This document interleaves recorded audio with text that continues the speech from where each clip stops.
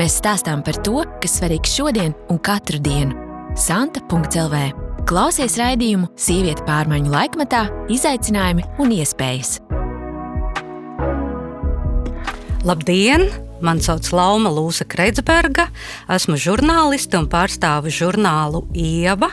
Uz sarunu esmu aicinājusi certificētu psihoterapijas speciālisti Anitu Pīlēnu. Un mūsu šodienas tēma ir vīrietis aiziet pensijā. Kas mainās? Labdien, Anita! Labdien! Visticamāk, šī saruna būs plašāka par vīriešu dzimumu, jo arī sievietēm šis ir liels pārmaiņu posms, un tas ietekmē attiecības. Un mēs savu sarunu varētu sadalīt tā kā 3 daļās. Pirmais, paskatīties uz darbu kā dzīves sastāvdaļu, jo lai arī cilvēki bieži vien sūkstās, ka darbs ir apgrūtinošs, nogurdinošs, daudzi tomēr sevi identificē ar darbu. Otrs, paskatīties uz pensijas vecumu kā uz vēl vienām lielām pārmaiņām mūsu dzīvē. Un trešais, varbūt piedāvāt kādus risinājumus, lai sagatavotos pensijas vecumam un varētu to izbaudīt, nevis justies liekam un izsistam no līdzsvara. Nu, tad sāksim. Vispirms tātad par tām atšķirībām, vai pensija šķiro dzimumus, vai katrs dzimums pensijas laiku piedzīvo atšķirīgi vīrietis un sieviete. Kā jums liekas, Anita? Es nevaru apgalvot to pilnīgi par visiem cilvēkiem, bet es uzskatu, ka tomēr šķiro gan, ka bieži vien sievietēm ir vieglāk aiziet pensijā. Tādēļ, ka sievietes labāk pielāgojas dažādiem dzīves notikumiem, un sievietes bieži mēdz teikt, ka ir nogurušas, un ka gribas pavadīt laiku tā, kā pašām gribas, un sievietes prot strukturēt savu laiku, kur pretī vīriešiem darbs ir identitātes sastāvdaļa, tas ir amats, status, protams, arī finanses. Un it sevišķi, ja vīrietis ir pieradis būt par galveno ģimenes apgādnieku, tad aiziešana pensijā maina šo viņa stāvokļu ģimenē. Un, manuprāt, sievietes ir arī aktīvākas, dodas uz pulciņiem, atrod domu biedrus, bet vīrieši tā kā sadukst. Ne jau visi vīrieši sadukst, jo ir daudzi pensionāri, kas ir patiešām laimīgi un izbauda pensijas gadus.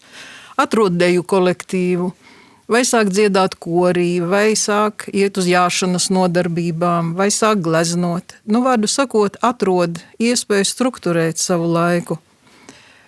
Bet, diemžēl, ne visiem tā ir, un sevišķi problēma ir, ja vīrietis ir vientuļš, un tad viņš ir zaudējis darbu, un viņš neveido sociālās saites, nav veidojis. Un dabīgi arī aizejot pensijā nekas nemainās, jo acīm redzot konkrētajam cilvēkam ir tāda daba. Un tad sākas problēmas. Sākumā jau viss ir labi, ir tā kā medus mēnesis, ir daudz brīva laika, beidzot var izgulēties, nekur nav jāsteidzas, un pēc tam sākas nepatikšanas. Tāda dezorientācija, nestrukturēts laiks, nezinu, ko iesākt ar savu dzīvi, zūd jēga. Un dažreiz tad tā jēga tiek slīcināta, jēgas neesamība tiek slīcināta pudelē vai kādos citos nelāgos ieradumos, vai sākas slimošana. Tas būtiski var ietekmēt savstarpējās attiecības ar sievieti? Tā tad, ja dzīvo pārī. Atkal es nevaru to teikt par visiem cilvēkiem, bet man gribas par tām labajām lietām vispirms. Ka aiziešana pensijā pārim, kas kopā jau ir 30, 40, 50, 50 varbūt vēl ne gluži, bet tuvāk 50 varbūt arī gadiem. Un viņi ir izairējušies cauri visām dzīves vētrām, ir bijuši kāpumi, kritumi, un viss, kas gan bēdas, gan prieki, ja viņi ir spējuši palikt kopā un saglabāt cieņu, un kļuvuši viens otram par labākajiem draugiem, tad aiziešana pensijā ir kā 2. vai 3. jaunība, kad ir intimitāte, savādāka nekā 20 gadu vecumā, protams, un kad ir sarunas, un kad ir kopīgas intereses un kopīgas rūpes, piemēram, arī kopīgi ceļojumi un viss kas. Un, ja cilvēks ir vientuļš, tad tas ir sarežģītāk. Bet, diemžēl, realitāte ir tāda, ka nevienmēr tie cilvēki aiziet pensijā vienlaicīgi, vīrs un sieva. Un, piemēram, pirms mūsu sarunas parunāju ar vienu pāri, kur vīrietis ir aizgājis tikko pensijā, bet sievai līdz pensijai vēl ir 8 gadi. Viņa turpina iet uz darbu, un vīrietis jūtās pilnīgi izsists no līdzsvara. Viņš ir viens pats mājās. Viņš saka, mans rīts sākās 7 no rīta, tāpat inerces pēc, un pēc tam viņš skatās seriālu, kaut ko paknibinās pa māju, atkal seriāls, tad sagaida sievu mājās, dzīve var turpināties. Pilnīgi jauns modelis. Ko darīt tam vīrietim? Vīrietim nekas cits neatliek, kā pielāgoties šai situācijai. Viņš domā, ka ar laiku pielāgosies. Gan jau pielāgosies, jo smadzenes ir plastiskas visu mūžu. Smadzenes mainās visa mūža garumā un gan jau arī pielāgosies pensijas vecumam. Cerams, ka konkrētais vīrietis atradīs iespēju nodarboties ar kaut ko tādu, kas viņam pašam patīk. Un patiešām ļoti veselīgi būtu nodarbināt smadzenes. Mācīties kaut ko jaunu, jaunu svešvalodu, vai tur gleznot, vai zīmēt, vai mūzikas instrumenta spēli. Tas nekas, ka pensijas vecums. Mācīties taču var, un kas vēl ir brīnišķīga pensijas vecumā, ka nevienam nekas nav jāpierāda. Cilvēks var mācīties spēlēt klavieres 65 gados, un viņam taču nav jāuzstājas. Viņš to var darīt sava prieka pēc, vai dziedāt, vai tur apgūt jebko. Aizpildīt savu laiku ar jēdzīgām nodarbēm, vai, teiksim, nodarboties ar, ar kaut kādu mazu, kaut ko meistarot, kaut ko pieremontēt. Mājās taču vienmēr ir, kur roku pielikt. Viņš arī stāstīja, ka viņš jau ir nomainījis slēdžus un apsver domu par remontu mājās vasarā. Tā ka plāniņš jau viņam ir. Tad jau viss būs kārtībā. Anita, lūdzu, pakomentējiet darba nozīmi mūsu dzīvē. Kas notiek to zaudējot? Jo arī konkrētais vīrietis šo darbu ir zaudējis, jo viņš strādā ārvalstu uzņēmumā, un pienākot pensijai viņa līgumu nepagarina un saka, viss, ej atpūtā. Un viņš nav tam gatavs. Viņš kā īsts latvietis ir gatavs turpināt strādāt un, kā es saku, maukt uz priekšu. Jā, tas ir tas izslavētais latviešu darba tikums. Darbs ir ļoti svarīga identitātes daļa, un to zaudējot cilvēks it kā zaudē daļu no sevis. Un it sevišķi, ja tas notiek piespiedu kārtā, tad šis zaudējums ir izjūtams īpaši spēcīgi. Ja cilvēks pats izlemj iet pensijā, tad viss labi, tas ir viņa lēmums, viņš tam ir sagatavojies, gan morāli, gan emocionāli, gan finansiāli. Un, ja veselība atļauj, tad turpmākos dzīves gadus var pavadīt ļoti jauki. Bet, ja veselība neatļauj, dažreiz ir tā, ka jāiet pensijā arī tādēļ, ka veselība vairs neļauj turpināt strādāt. Tad ir jārūpējas par veselību. Bet, ja tā aiziešana pensijā notiek šādā veidā, kā minētajam vīrietim, tad, protams, ir daudz dažādu risku. Gan veselības ziņā, gan arī attiecību ziņā, tātad emocionālā sfēra noteikti cieši reaģē. Es zinu 40 gadus vecus vīriešu, 50 gadīgus vīriešu, kuri sapņo beidzot aiziet pensijā, vairs nestrādāt. Vai tas nav stāsts par to, ka zāle šķiet kaut kur citur zaļāka nekā te, kur mēs atrodamies? Jo kāda ir tā realitāte? Viens ir sapņot par to. Es domāju, ka šiem cilvēkiem ir idealizēts tēls par pensiju. Viņi ir sasapņojušies, ka tik būs, tik ceļos, tik neko nedarīs, saslies kājas, dzers tēju, staigās ar suni un ko tik visu. Bet realitātē nevienmēr tas tā ir. Es pieņemu, ka tiem vīriešiem 40 un 50 gadīgajiem varbūt ir smags fizisks darbs, varbūt ir kādas veselības problēmas, varbūt, ka ir tāds amats, kas viņus izdedzina, un tad varētu sapņot par pensiju, un tad to var saprast, jo pateikt viennozīmīgi, ka zāle ir zaļāka tur viņā pusē. Nu, nevienmēr tas tā ir, jo cilvēks patiešām varbūt vairs nespēja izturēt darba slodzi. Un 40 gadniekam jāstrādā vēl 25 gadus. Nu, tas ir nopietni. Un arī finansiālā puse, protams. Kādas sajūtu ziņā varētu būt līdzības un atšķirības starp darba zaudēšanu un aiziešanu pensijā? Nu, darba zaudēšana tādā nozīmē, ka atlaiž no darba jebkurā vecumā. Jā. Nu, tas ir nepatīkami. Darba zaudēšana jebkurā gadījumā ir nepatīkama. Nu, ja tas nav paša lēmums. No aiziešana pensijā, kā jau es minēju, arī var būt ne tavs lēmums. Nu jā, tad tas ir nepatīkami. Tas ir nepatīkami. Es teiktu, tas ir zaudējums. Es negribu teikt, ka tā ir trauma, jo traumas vārds tiek valkāts vietā un nevietā, bet tas ir sociāls stress. Tas ir viens no nopietniem dzīves stresiem, jo aizejot pensijā, viss mainās patiesībā. Savā ziņā tā tad identitātes daļa, kā jau es teicu, ir zaudēta, un mainās attiecības, mainās status, mainās finanses. Nu, tās ir ļoti lielas izmaiņas.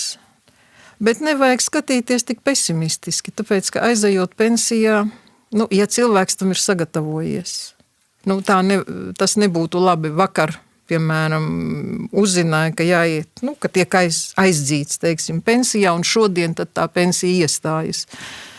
Nu, tas noteikti nav labi, bet ja cilvēks zina, un ja cilvēks nav vientuļš, viņam apkārt ir ģimene, draugu loks, nu, tomēr 65 gados jau dzīves pieredze arī ir, un savādāks skats uz dzīvi, un varbūt tas jaunības maksimālisms ir pat piemirsies, un varbūt, ka ir vieglāk samierināties ar to, kas notiek.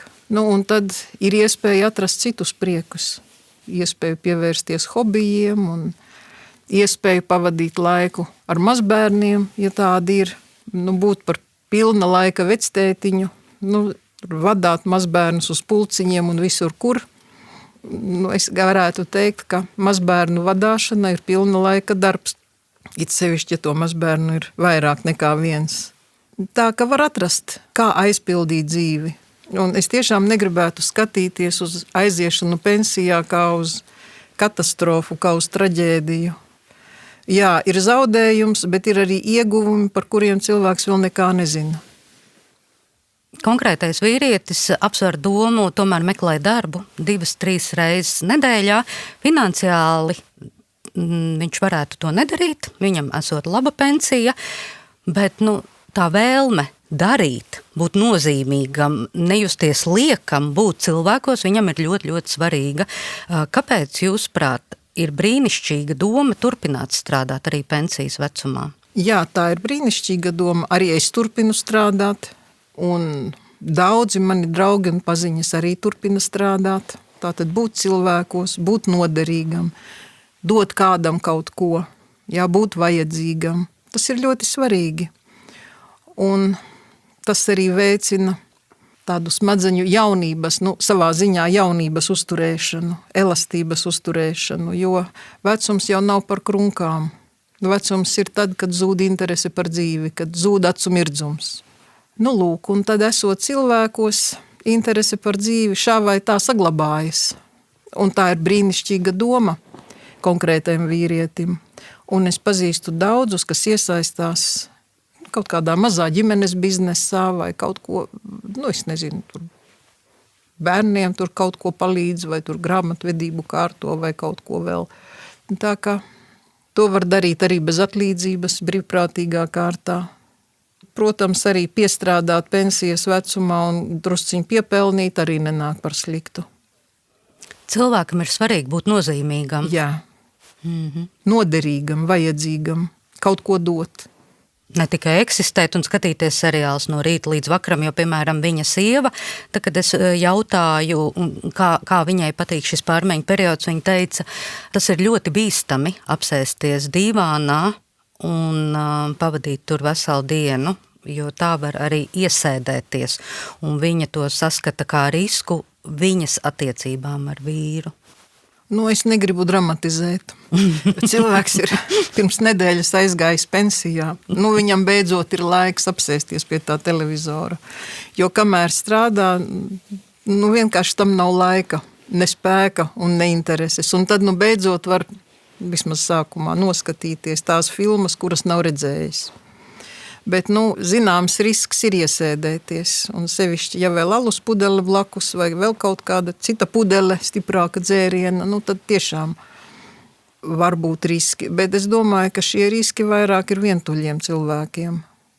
Jo ģimenē, gan jau dzīves biedre visādos veidos stimulēs, lai tas tā nenotiktu. Bet, atkal, nevienmēr tas izdodas.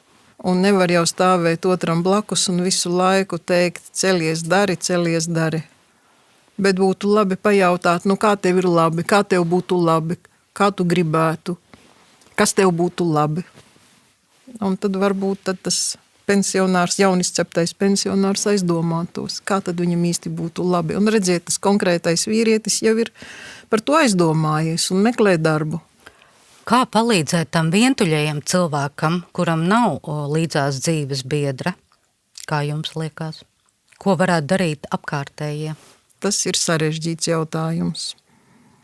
Protams, ja cilvēks ir vientuļš, ko nozīmē vientuļš, varbūt, ka viņš ir pēc dabas vientuļnieks un viņam patīk vienatne, un tad viņš šo vientuļību pārdzīvos savādāk nekā tas, kurš nav pēc dabas vientuļnieks, bet viņam dzīvē tā ir sanācis, ka viņš ir viens.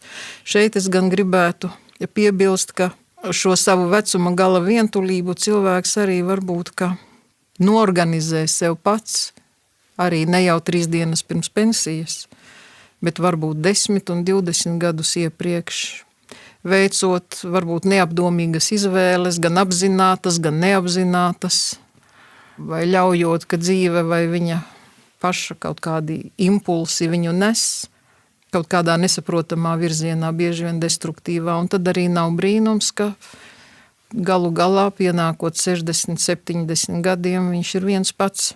Bet, ir svarīgi, ka apkārt ir radinieki, tur bērni, mazbērni, brāļi, māsas un visi pārējie radi, un tāpat arī kaimiņi. Ir svarīgi uzturēt attiecības, labas attiecības ar līdzcilvēkiem. Speciāli tur izdarīt neko nevar. Ja cilvēks ir bezpalīdzīgā stāvoklī, tad tur jāiesaistās, acīm redzot, atbilstoši dienestiem, bet, ja cilvēks ir vesels vai vienkārši viņš īpaši nevēlas kontaktēties, un varbūt arī tā ir tur jau ir kādas depresijas iezīmes. Redziet, ar varu jau nevienu pie ārsta nevad, un ar varu nevienu nevad ne uz kori, ne uz pulciņiem, ne uz gleznošanas nodarbībām. Un ja cilvēks tā ir izvēlējies, nākas ar to samierināties. Bet būtu labi, ja vecais cilvēks, es uzsvēršu, nevis tāds 65-gadīgais pensionārs, bet patiešām vecs, 85 plus. Būtu labi, ja tomēr viņu kāds pieskatītu. Saklausīju, ka tajā pārī tomēr ļoti liela nozīme ir sievietei. Kā viņa uzmundrina to savu vīrieti, kā viņa viņu mudina iesaistīties pulciņos vai atrast sev kādu nodarbi. Kā jums liekas, sievietei ir liela loma tajā? Gan jau, ka ir loma. Es vienkārši iedomājos, ka pāri arī ir dažādi. Un tad, ja pāri ir draudzība un cieņa un mīlestība un intimitāte, tad tas ir viens stāsts, bet ja pāri ir slēpts naidīgums un viņi jau, piemēram, 10 gadus viens ar otru nerunā vai runā tikai ko ēdīs un nav nekādu kopīgu interešu, tad, nekāda tur stimulējoša loma sievietei nav. Un es domāju, ka tās ir mokas būt ieslodzītam mazā pilsētas dzīvoklī ar partneri, ar dzīvesbiedru, kuru nevar ciest necu galā. Tas būtu briesmīgi. Bet par to ir jārūpējas jau sen. Jau bija jārūpējas jau 30 gadus atpakaļ, piemēram. Varētu jautāt, ko tie cilvēki dara kopā? Jā. Tas ir jautājums viņiem. Vai ir kaut kādi risinājumi, kā sagatavoties pensijas posmam? Jūs jau pieminējāt, bija par to 30 gadus iepriekš jādomā, bet vai ir kaut kādi ieteikumi?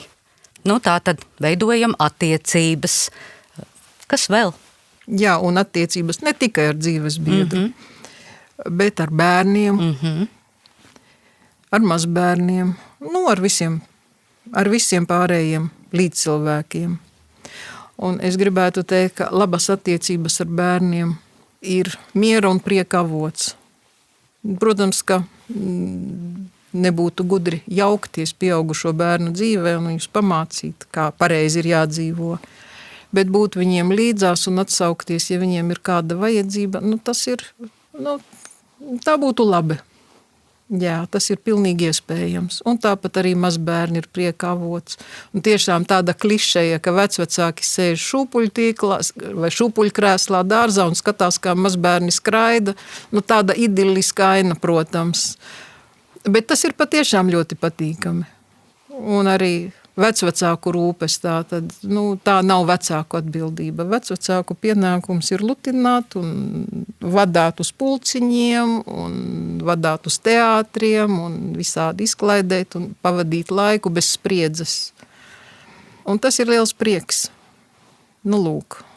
Kā vēl sagatavoties? Tā tad rūpēties par veselību, rūpēties par finansēm, tad atrast sev kādu hobiju, jēgpilnu hobiju. Jo dzīves jēgu jau ir jāsaglabā līdz pēdējiem brīdim. Vēl es sadzirdēju, ka pensijas vecumā cilvēks pēkšņi sāk sajusties vecs, bet viņš saka, es neesmu vēl vecs. Es neesmu pensionārs. Jā.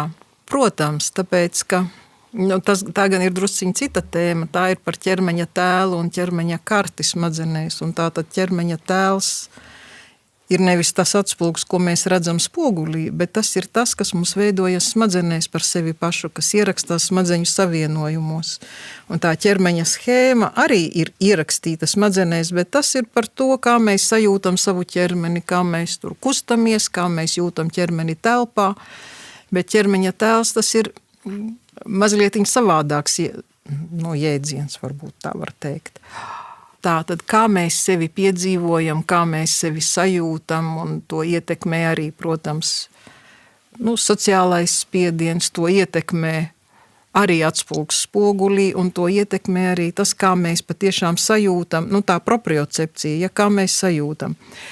Bet lieta ir tā, ka ķermeņa tēls izveidojas agrīni, un novecojot, tātad ķermeņa tēls var mainīties lēnāk, nekā mainās pats ķermenis. Un tad, piemēram, 60 gadu vecumā īsti sieviete nesaprot, ko vilkt. Tāpēc, ka, piemēram, augums it kā atļauj, bet nevar vairs vilkt tādas drēbes kā jaunībā. Kaut arī vidusskolas laika kleitas der. Tāpēc, ka tas nebūtu atbilstoši. Un tad nevar saprast, kā tad īsti ģērbties, jo tā iekšējā sajūta ir tāda, it kā patiešām vēl būtu tā jaunība, vai vidējais vecums. 65 gados diez vai jūtas kā 20-gadīgs, bet kā 40-gadīgs varētu justies. Un tad, tā tad ir šāda nesakritība.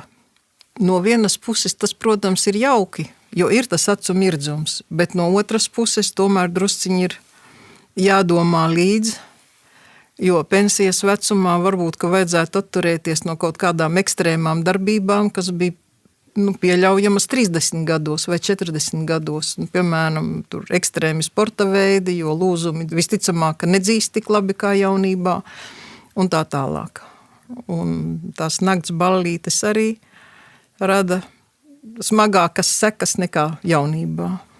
Droši vien pensijas vecumā arī ļoti liela nozīme ir, vai cilvēkam ir būtiskas veselības problēmas, vai viņš vēl patiešām gan iekšēji, gan ārēji jūtas sprigans. Jā, veselība ir milzīga nozīme. Ir jārūpējas par veselību. Tas nozīmē, veselīgs dzīvesveids, tātad veselīgs uzturs, kustības, prieks par dzīvi. Es domāju, ka mēs varētu sākt nopaļoties un tad nobeigumā, kas mainīsies aizejot pensijā. Tā tad mainīsies ļoti daudz kas. Mainīsies identitātes izjūta, Jā, tā tad tiks zaudēta šī identitātes daļa. Bet es uzreiz gribu teikt, ka nevajag akcentēties tikai uz zaudējumiem. Es gribētu akcentēties uz ieguvumiem. Jā, ļoti labi. Jā, jo to savu zaudēto identitāti, jā, to amatu, to statusu, to vietu, to darba vietu, tad cilvēks ir zaudējis, bet viņš jau ir palicis tas pats un viņa zināšanas, viņa prasmes, viņa spējas ir palikušas tās pašas, tās jau nezūd. Mēdz teikt, ka profesionālās iemaņas zūd pēdējās, un tā ir taisnība. Tā tad es pazinu pensionētas latviešu valodas skolotājas, kuras vēl 80 un 85 gadu vecumā savā apkaimē mācīja latviešu valodu. Līdz ar to viņu kaimiņi varēja veiksmīgi naturalizēties. Es pazīstu inženierus, kas vēl ar vienu sniedz konsultācijas arī savos 80 gados, un tāpat būvniekus, kas tur aizbrauc, palīdz novērtēt, vai tas dzīvoklis ir pērkams vai nav pērkams, un tā tālāk, un tā bez gala. Tādēļ es gribētu teikt, ka mēs vienmēr varēsim apraudāt zaudējumus, bet vajag paskatīties arī uz ieguvumiem. Vai ieguvums varētu būt tas, ka tu cilvēku beidzot vari atpūsties? Droši vien, ka pirmo mēnesi jā. Un tad tā brīvprātīgā iesaistīšanās ir arī tik daudz, cik cilvēks pats grib. Tāpēc, ka arī pensionētai skolotājai nav jālabo burtnīcu kalni un nav jānovada tur 6 stundas dienā, bet viņa var pieņemt, piemēram, 3 skolēnus un miers. Jā, nav jāstrādā pilna slodze. Var strādāt tik, cik pats uzskata par vajadzību. Un vai tas nav brīnišķīgi? Protams. Paldies jums, Anita, ka atnācāt. Paldies jums par sarunu. Paldies. Raidījumu ciklu Sieviete pārmaiņu laikā izaicinājumi un iespējas finansiāli atbalsta Mediju atbalsta fonds. Par sievieti pārmaiņu laikā izaicinājumu un iespējas saturu atbild žurnāls Santa. Vairāk aizraujošu raidījumu par aktuālām tēmām klausies santa.lv un lasi žurnālā Ieva.